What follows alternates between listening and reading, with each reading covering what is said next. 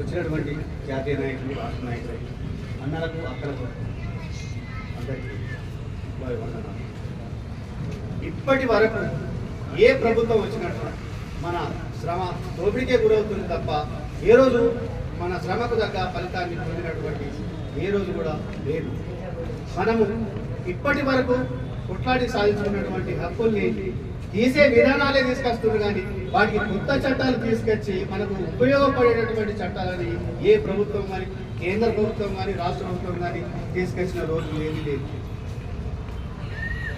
అడ్డా మీద పనిచేస్తున్నటువంటి కూలీలకు ఆ రోజు పని దొరుకుతుందో లేదో కూడా గ్యారంటీ లేని రోజులు తీసుకొస్తున్నటువంటి ఈ చట్టాలు, రోజు 2 పూటల అన్నం తినలేని పరిస్థితి ఉన్నటువంటి రోజులు ఇవి. మనం ఇప్పుడు ఈ పరిస్థితిలో మన భవిష్యత్తు ఇలా ఉంది అంటే రేపు రాబోయే రోజులలో మన పిల్లల భవిష్యత్తు ఇంకా ఎలా ఉంటుందో అనేది మనం గమనంలో ఉంచుకునాలా.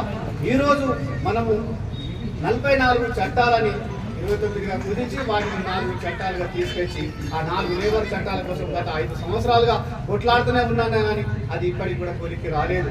దాంట్లో భాగంగానే మళ్ళా ఈ రాష్ట్ర ప్రభుత్వం మనము సాధించుకున్నటువంటి సంక్షేమ బోర్డులో ఉన్నటువంటి పథకాలని ప్రైవేట్ ఇన్సూరెన్స్ కంపెనీలకు ఇచ్చే విధానాన్ని వాళ్ళ కమిషన్ కోసం, వాళ్ళ బతుకుదెరువు కోసం, మనం కష్టపడుతున్న వాళ్ళ కోసం ఉపయోగించేటువంటి ఈ నిధుల్ని వాళ్లకు దారదత్తం చేయడానికి ఈరోజు రాష్ట్ర ప్రభుత్వం కంకణం కట్టుకుంది.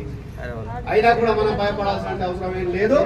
మనకు గిఫ్ట్గా ఎన్ని అనుబంధ సంఘాలు ఉన్నాయో అన్ని సంఘాలను మనతో పాటు వారికి తీసుకొచ్చి మన సమస్యల పరిష్కారం అయ్యేంత వరకు అన్ని సంఘాలను సంఘటితం చేసి పోరాటం చేసి మన హక్కుల్ని మనం సాధించుకోవాలని చెప్పేసి ఈరోజు ఈ ధర్మ సందర్భంగా మీ అందరికీ తెలియజేస్తున్నాను. ఈ అవకాశమైన నాయకులకు అందరికీ ధన్యవాదాలు తెలియజేస్తున్నాను.